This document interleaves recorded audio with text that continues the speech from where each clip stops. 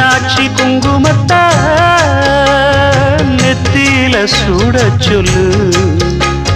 சொன்னத நானும் கேட்கிறேன், சொர்ணமே அங்க போய் கூறிடு. அஞ்சல